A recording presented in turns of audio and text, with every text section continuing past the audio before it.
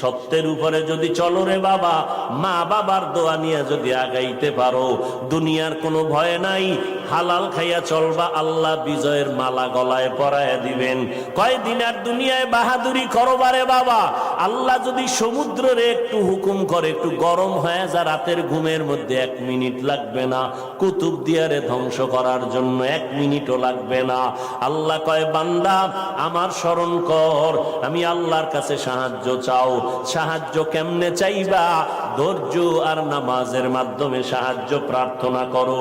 আজকে আমাদের ভেতরে ধৈর্যের বড় অভাব, নামাজের বড় অভাব।